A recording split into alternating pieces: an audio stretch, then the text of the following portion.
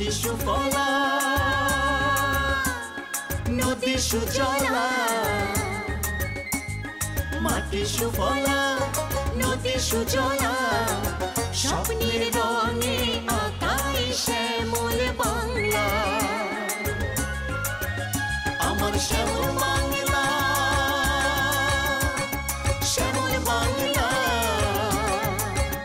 আমার শ্যামল বাংলা ওই শ্যামল বাংলা। সুপ্রিয় দর্শক, স্বাগত জানাচ্ছি বাংলা ভিশনের নিয়মিত আয়োজন শ্যামল বাংলা অনুষ্ঠানে। শুরুতে জানিয়ে রাখছি, শ্যামল বাংলার আজকের পর্বে আপনাদের জন্য থাকছে গোপালগঞ্জে মৌচাষ নিয়ে বিশেষ প্রতিবেদন, মোহাম্মদপুর বেড়িবাঁধ এলাকায় ছাগল পালন ও ছাদ বাগান নিয়ে মূল প্রতিবেদন। এছাড়াও থাকবে করমচা চাষ নিয়ে কৃষি টিপস।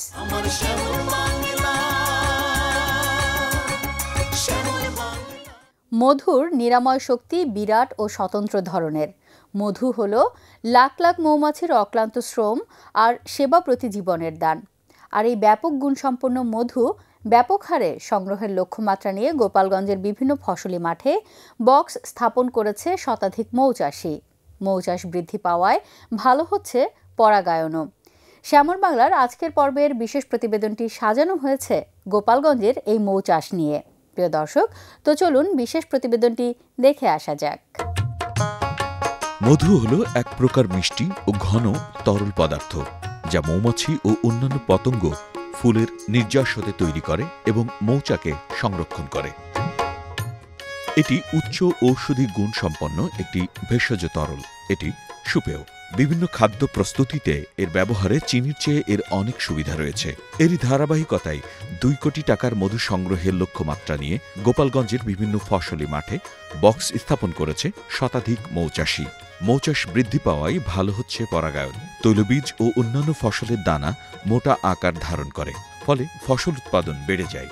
এতে কৃষক ও মৌচাষী সমানভাবে লাভবান হচ্ছেন।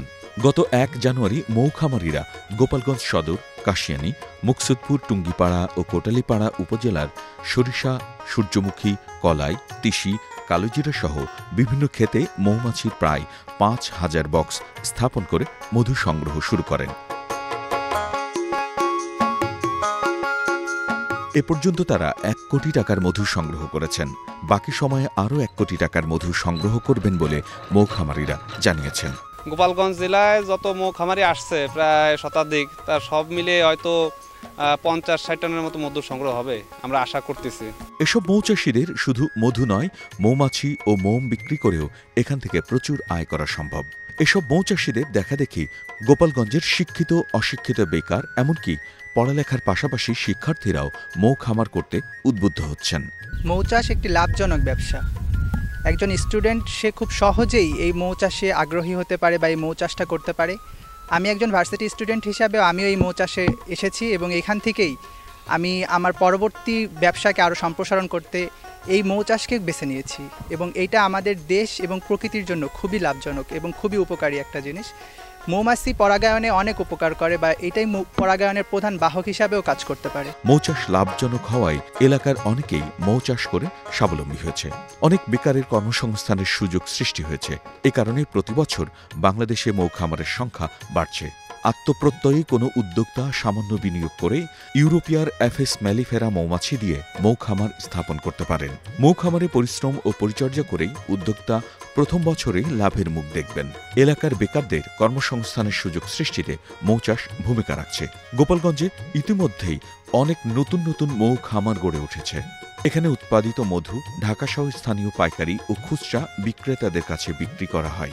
প্রতি কেজি মধু প্রকারভেদে 200 থেকে 400 টাকা দরে বিক্রি হয়। গোপালগঞ্জ জেলার 4122 হেক্টর জমিতে সরিষা চাষের লক্ষ্যমাত্রা নির্ধারণ করা হয়েছিল। বাস্তবে 3030 হেক্টর জমিতে সরিষা চাষ হয়েছে। এখানকার চাষিরা মৌ স্থাপন করেছে ক্ষেতে। তাদের আগে ভ্রান্ত ধারণা ছিল মৌ স্থাপন করলে হয়তো তাদের ফলন বাড়বে না বা ক্ষতি হবে, কিন্তু সেই ভ্রান্ত ধারণা তাদের কেটে গেছে। তারা মৌ স্থাপনের ফলে তারা মধু আহরণ করতেছে এবং তারা পাশাপাশি তাদের পরাগণে হেল্প করার জন্যই তাদের 15 থেকে 20% ফলন বাড়ছে। এভাবেই আমার যে চাষিরা নিরাপদ আর কি কীটনাশক ছাড়াই আর কি ফসল উৎপাদনে তারা উদ্বুদ্ধ হচ্ছে। আমরা এই সচেতনতা চালাই যাচ্ছি। সরকারি পৃষ্ঠপোষকতা ও মধু বিদেশে রপ্তানির ব্যবস্থা করলে মৌচাষীরা যেমন বেশি লাভবান হবেন, তেমনি এ চাষে বেকারদের আরও আগ্রহ ও কর্মসংস্থানের সৃষ্টি হবে বলে ধারণা করছেন চাষিরা। এভাবে আপনি নিজে মাঠ পর্যায় থেকে বিভিন্ন মৌসুমে মধু সংগ্রহ করতে পারেন। এতে আপনি নিজে যেমন লাভবান হবেন, অন্যদিকে এসব কর্মকাণ্ডে বেকার যুবকদের নিয়োজিত করে বেকারত্ব লাঘব করতে বিশেষ ভূমিকা পালন করতে পারেন। প্রিয় দর্শক, ছোট্ট একটা বিরতি নেব এখন। আর বিরতির পর শ্যামল বাংলায় থাকছে মোহাম্মদপুর বেড়িবাঁধ এলাকায় ছাগল পালন ও ছাদ বাগান নিয়ে মূল প্রতিবেদন। এছাড়াও থাকবে করমচা চাষ নিয়ে কৃষি টিপস।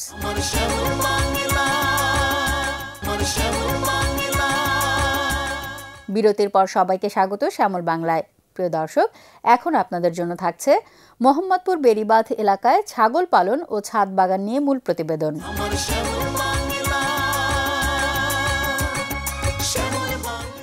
গৃহপালিত প্রাণী হিসেবে আমরা সাধারণত যেসব প্রাণীর কথা বলে থাকি তার মধ্যে ছাগল বেশ গুরুত্বপূর্ণ ভূমিকা পালন করে থাকে। একসময় বাংলাদেশের গ্রাম অঞ্চলে প্রায় প্রতিটি বাড়িতে পারিবারিকভাবে স্বল্প পরিসরে হলেও দেশি প্রজাতির ছাগল পালন করা হতো। অনেকেই দেশি জাতের পাশাপাশি বিদেশি বিভিন্ন জাতের ছাগল পালন করছেন বাণিজ্যিকভাবে। তেমনি একজন উদ্যোক্তা জাকের ডেইরি ফার্মের কর্ণধার মোহাম্মদ আনোয়ার হোসেন। তিনি তার গরুর খামার পরিচালনার পাশাপাশি প্রায় 100টি বিভিন্ন জাতের ছাগল পালন করছেন বাণিজ্যিকভাবে, যার মধ্যে যমুনাপাড়ি, সুতাপাড়ি, গুলবাহার, পাটনাই ইত্যাদি অন্যতম। জাকের ডেইরি ফার্মের পাশাপাশি বাসার ছাদটিকেও ফুলে ফলে ভরে তুলেছেন আনোয়ার হোসেন। তার বাসার ছাদের যেমন রয়েছে বিভিন্ন ধরনের ফলের গাছ, তেমনই রয়েছে সবজি ও ফুল। দর্শক, আজকের পর্বের মূল প্রতিবেদনটি সাজানো হয়েছে ছাগল পালন ও ছাদ বাগান নিয়ে। তো চলুন মূল প্রতিবেদনটি দেখে আসি।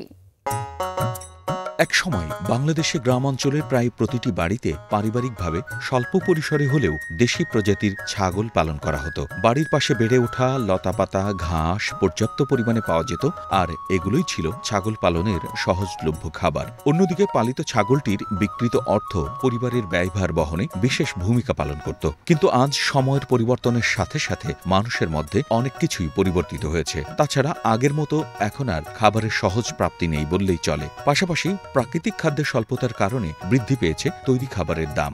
জমির অভাব, খাদ্যের স্বল্পতা, দাম বৃদ্ধি, এসব কারণে আজ অনেকেই এই গবাদি প্রাণীটি পালন থেকে নিজেদেরকে দূরে রেখেছেন।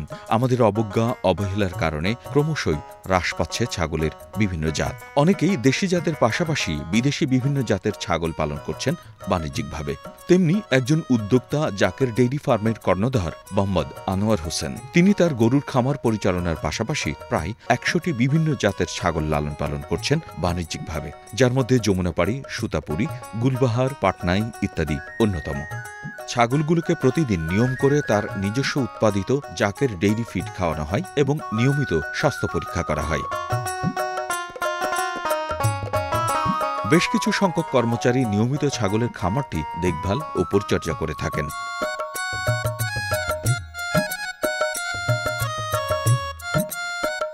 কোনো অসুখ বিসুখ হলে মালিকরে বলে, মালিক আমাদের ওষুধ এনে দেয়, আমরা এটা করে দিই। 2-3 বেলা ফিড খাওয়ানো হয়, খড়ও খায়, সাথে ঘাসও দেওয়া হয়। আমাদের এই ছাগলগুলা মানে কেউ চেষ্টা করলে মানে পালতে পারেন, কারণ এই ছাগলগুলো অনেক হেলদি হয় এবং অনেক মানে দামও পাওয়া যায় বাজারের মধ্যে। মোটামুটি একটা খাসির ওজন প্রায় 80 কেজি 70 কেজি এরকম হয়। আপনি ইচ্ছা করলে কিনে নিয়ে পালতে পারেন, পারলে আপনি নিজেও মানে ব্যবসা করতে পারেন। যদি আপনি চান যে না আমি নিজেও মানে ছাগলই করবো, খামার করবো, করতে পারেন। আমাদের এখান থেকে ছাগল নিতে পারেন। জাকের ডেইরি ফার্মের পাশাপাশি বাসার ছাদটিকেও ফুলে ফুলে ভরে তুলেছেন আনোয়ার হোসেন। তার বাসার ছাদে যেমন রয়েছে বিভিন্ন ধরনের ফলের গাছ, তেমনি রয়েছে সবজি ও ফুল। প্রকৃতিপ্রেমী এই মানুষটি নিজের খাবার নিজেই উৎপাদন করে খেতে ভালোবাসেন।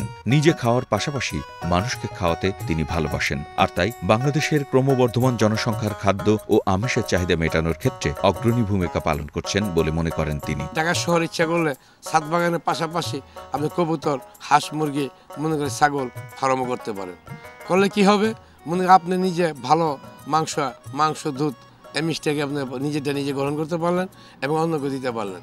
আমরা মনে করছো কৃষক মানুষ, সেই হিসাবে মনে করছো আপনারা যারা ঢাকা শহরে আছেন একবার দেখুন, আপনারা বাগান করে একবার দেখুন পশু পাখি পালন করে আপনাদেরকে কত ভালো লাগে, কত শান্তি লাগে। কারণ গাছপালার সাথে এবং পশু পাখির সাথে এরকম ছাগলের সাথে প্রেম করা আমি মনে করি যে বাইরের সময় না দিয়া এই সাদা ওদের সাথে সময় দেওয়াটা উত্তম একটা সময়। আপনাকে এই সময়টা দিলে আপনাকে মনে করেন সমস্ত সব কিছু আপনার নিজেকে নিজে ভালো লাগবে, নিজের হৃদয়কে শান্তি পাবেন এবং নিজে ভালো জিনিস খেতে পারলেন। আমি আশা করব সবাই এই দিয়ে দাবিত হবে। অন্যান্য কাজের পাশাপাশি বাড়তি আয়ের আশায় আপনিও এই ধরনের পদক্ষেপ গ্রহণ করতে পারেন। তাহলে নিজে যেমন লাভবান হতে পারবেন, সেই সাথে জাতীয় অর্থনীতির উন্নয়নে রাখতে পারবেন গুরুত্বপূর্ণ ভূমিকাও। প্রিয় দর্শক, এখন আপনাদের জন্য থাকছে করমচা চাষ নিয়ে কৃষি টিপস।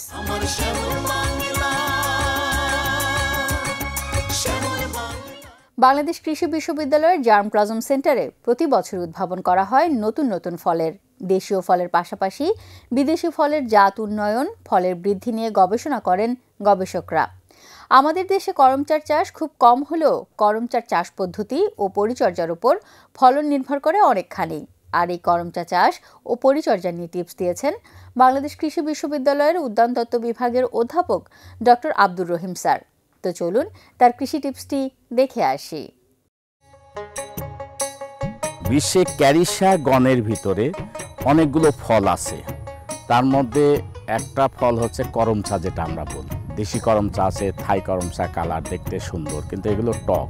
থাই করমচা বলি বা দেশি করমচার থেকে কিন্তু ইন্ডিয়াতে তারা কি করে, আপনার এখন যে ফ্রুট কেক হিসাবে দিয়ে দেয় চেরি। আমরা যে দোকানে দেখবো বয়ামের ভিতরে চেরি বেচতেছে, এগুলো কিন্তু আসলে অরিজিনাল চেরি না, এটাই করমচা থেকে তৈরি করা। এরপরে একটা করমচার ক্যারিসা কন্ডা একটা জাত আছে যেটা আমরা বেড়া হিসাবে ব্যবহার করি গরু, ছাগল, ভেড়া এদের থেকে প্রোটেকশনে। এখানে আমরা আরেকটা করমচা নিয়ে এসেছি, এটা কাশ্মীরি করমচা বলে, কেউ কেউ কাশ্মীরি করমচা বলে, কেউ বলে মিষ্টি করমচা। আসলে মূলত এটা ক্যারিসা কন্ড গ্রুপেরই, কিন্তু এটা হচ্ছে নাটালি পাম বলে। খুবই সুন্দর, ফলটা পাকলে কিন্তু খুবই মিষ্টি হয়, প্রচুর পরিমাণে ফল। দেখেন কাঁচা ফল প্রচুর, এবং পাকা বেশিরভাগ ফলই পাখি খেয়ে গেছে, পাখির জন্য একটা সুস্বাদু খাবার। এবং কাঁচা প্রচুর ফল আছে। অর্থাৎ এটার বয়স 2 বছর হয়েছে। 2 বছর আমার মনে হয় 1000-এর উপরে ফল হচ্ছে এবং দীর্ঘ সময় দিয়ে ফল হবে। এটার সুবিধা আমরা বেড়ায় লাগাই দিয়ে অর্থাৎ ছাগল ভেড়ার থেকে বাঁচানোর জন্য ফসলকে করতে পারবো, সঙ্গে সঙ্গে কিন্তু ফল পাবো। আমরা পিছে আর একটা গাছ আছে, দেখেন এখানেও সুন্দরভাবে ফল পেকে আছে, বেশিরভাগ যদিও ফলগুলো পাখি খেয়ে গেছে। তো এটার ভিতর পুষ্টিমূল্য খুবই বেশি। আপনার প্রচুর পরিমাণে আয়রন আছে, ক্যালসিয়াম আছে, ভিটামিন সি প্রচুর পরিমাণে রয়ে গেছে। যেহেতু এটা সেলফ প্রোটেকশন, অর্থাৎ গরু, ছাগল এগুলো তেমন ক্ষতি করবে না, বেড়ার কাজ করা যাবে, প্লাস পুষ্টি নিরাপত্তায় বিশাল ভূমিকা রাখবে এই ফলটা। এবং খুব যত্ন কম। দেখেন এখানে নিচে পুরা মাটিটাই কিন্তু পাথরের মতো, এবং এই পাথর মাটির ভিতরেই কিন্তু আমরা এই ফলটাকে করতেছি, অর্থাৎ সার পানি ছাড়াই। দেখেন এটা প্রচুর পরিমাণে। কাজে যে সমস্ত আমাদের পাহাড়ি এলাকায় বা আমাদের দক্ষিণবঙ্গের স্যালাইন এলাকায় এই সমস্ত জায়গায় পুষ্টি নিরাপত্তায় আমরা ফলটা করতে পারবো। এতক্ষণ আপনারা যে নাটালি পাম দেখলেন, এই নাটালি পাম বংশ বিস্তারের জন্য আমরা বীজ দিয়ে চারা করে নিতে পারি, অথবা কাটিং করে নিয়ে চারা তৈরি করতে পারি। বীজের ক্ষেত্রে অনেক সময় লেগে যায়, সেই জন্যে এরকম ডাল, যে ডালের বয়স কারেন্ট ইয়ার অর্থাৎ 1 বছরের যে ডালগুলো পাওয়া যায়, 1 বছরের ডালগুলোর হালকা বাদামি বর্ণ আসে, যেখান থেকে এরকম 6 থেকে 8 ইঞ্চি লম্বা করে কাটিং তৈরি করে নিতে হয়। বাদামি বর্ণের যে ডালটা 1 বছর বয়স হয়, সেই ডাল 8 থেকে 10 ইঞ্চি লম্বা করে কেটে নিচের পাশ তেরসা করে কাটতে হয়, যাতে শিকড় গজানোর জন্য পর্যাপ্ত পরিমাণ জায়গা পায়। কাটার পরে এই কাটিংগুলোকে নিয়ে আমরা এই যে পলিথিন, 4 ইঞ্চি বাই 6 ইঞ্চি সাইজের পলিথিন, এই পলিথিনে গোবর এবং মাটি অর্ধেক পরিমাণে মিশিয়ে নিয়ে মাটি ভরে এই পলি ব্যাগের মাটিতে আমরা কাটিংগুলোকে প্রায় 60 ডিগ্রি অ্যাঙ্গেল করে, যে দৈর্ঘ্যের কাটিং হয় তার অন্তত অর্ধেক পরিমাণ মাটির নিচে ঢুকিয়ে দিব, এবং খেয়াল রাখতে হবে যে তেরসা করে কাটা পার যাতে মাটির নিচের সাইডে থাকে। এইভাবে আমরা অর্ধেক পরিমাণ মাটির নিচে ঢুকিয়ে আঙুল দিয়ে হালকা করে চেপে রেখে দিব। এইভাবে আমরা যখন কাটিংটা পলি ব্যাগে দিব, দেওয়ার পরে এটাকে একটু হালকা ছায়া, হালকা রোদের জায়গায় রাখতে হবে, এবং মাঝে মাঝে পানি দিয়ে মাটিটাকে আর্দ্র অবস্থায় রাখতে হবে। এখন আমরা পলিথিনে যে কাটিংগুলো বসিয়ে দিলাম, এই কাটিংগুলো দেখা যাবে 1 মাস সর্বোচ্চ তার ভিতরেই মোটামুটি 25 থেকে 30 দিনের ভিতরে ছোট ছোট কুড়ি আসে, বাট বের হয়ে আসে এবং তা থেকে আরও ব্রাঞ্চ বের হয়ে সুন্দর একটা চারা তৈরি হয়ে যায় 2 মাসের মধ্যে। একটা গর্ত করে নিব যেটা 24 ইঞ্চি চওড়া, অর্থাৎ ডায়ামিটার 24 ইঞ্চি এবং ডেপথ হয়ে যাবে 18 থেকে 20 ইঞ্চি। সেই গর্তটার মধ্যে অর্ধেক পরিমাণ পচা গোবর সার এবং প্রথম 1 কোদাল মাটি, যেটা প্রথম গর্ত করার সময় পাওয়া যায়, ওই মাটি এবং ওই গোবর একসাথে গর্তের ভিতরে মিশিয়ে দিয়ে, সুন্দর করে মিশিয়ে দিয়ে, মাটি সমান করে দিয়ে, ওই যে চারাটা আমরা পেয়ে গেলাম 2 মাস বা 2.5 মাস বয়সের, ওই চারাটা লাগিয়ে দিলে 1 বছর পরেই এটার থেকে আমরা নতুন করে ফল পেতে শুরু করব। প্রিয় কৃষক, আপনিও টিপসটি অনুসরণ করে চাষ করতে পারেন পুষ্টিকর সুস্বাদু এই করম চা। আশা করি লাভবান হবেন। সুপ্রিয় কৃষক, আপনাদের কৃষি বিষয়ক যে কোনো সমস্যা, সম্ভাবনা, মতামত, পরামর্শ আমাদের কাছে লিখে জানাতে পারবেন আপনাদের ধান, পাট, আখ, মাছ, মুরগি, গরু, ছাগল সহ ফুল, ফল ও সবজির যাবতীয় রোগ ব্যাধির কথা পাবেন সচিত্র প্রতিবেদনের উত্তর। আমাদের কাছে লিখবার ঠিকানা Shyamal Bangla, Bangla vision, note tower, 110 Bir Uttam CR Dutta road, Dhaka 1205। Phone করতে পারবেন 963203 থেকে 4 পর্যন্ত এই নাম্বারে। ইমেল করতে পারবেন shyamolbangla@banglavision.tv।